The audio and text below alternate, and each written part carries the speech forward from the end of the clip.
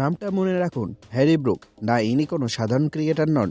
আমার তো মনে হয় ইংল্যান্ড বোর্ড ভুল করে ওনার ব্যাটে কোনো চিপ লাগিয়ে দিয়েছে। কারণ গতকাল তিনি যা করলেন সেটা দেখার পর ক্রিকেট পাড়ার সবার একটাই প্রশ্ন, ভাই আপনি ওয়ানডে খেলছেন নাকি পাড়া ক্রিকেটে ছোট বাচ্চাদের পেটাচ্ছিলেন? 66 বল 136 রান। ভাবা যায়, স্ক্রিনে যখন স্কোর কার্ডটা ভাসছিল অনেকে তো রিমোট দিয়ে টিভি চেক করছিল যে ভুল করে টি-20 চ্যানেল লাগিয়ে ফেললো নাকি। হ্যারি ব্রুক ব্যাটিং করতে যখন নামলেন তখন মনে হচ্ছিল তিনি অফিসে লাঞ্চ ব্রেকে এসেছেন। কোনো তাড়া নেই, কোনো টেনশন নেই, একদম শান্ত মাথা, ঠান্ডা মেজাজ।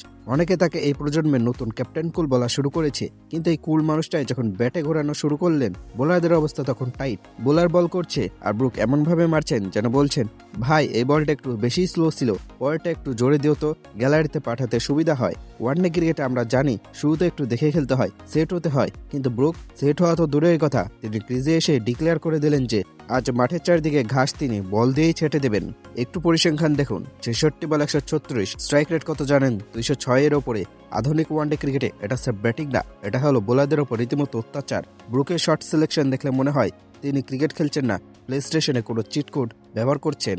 অফসাইড, লেগ সাইড কিংবা স্ট্রেট ড্রাইভ, বোলার যেখানেই বল ফেলেছে ব্রুক সেখানেই তার ব্যাট রূপী তলোয়ার চালিয়ে দিয়েছেন। বেচারা বোলারদের চেহারা দেখে মায়া লাগছিল। তারা হয়তো ভাবছিল আইসিসিকে বলে কি ফিল্ডার একটু গ্যালারিতে দাঁড় করানো যায় না, কারণ বল তো মাঠের ভেতরেই থাকছে না। মজা সরিয়ে রেখে সিরিয়াসলি বললে, হ্যারি ব্রুক সত্যি একজন বিরল প্রতিভা।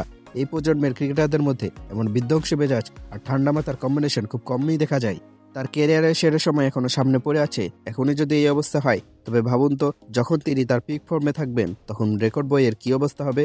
ইতিহাসের পাতায় সেরা নকগুলোর তালিকায় ব্রুকের এই ইনিংসটি অবশ্যই জায়গা করে নেবে। তিনি শুধু রান করেননি, তিনি প্রমাণ করেছেন যে ক্রিকেটটা এখন আর কেবল টিকে থাকার খেলা নয়, এটা শাসন করার খেলা।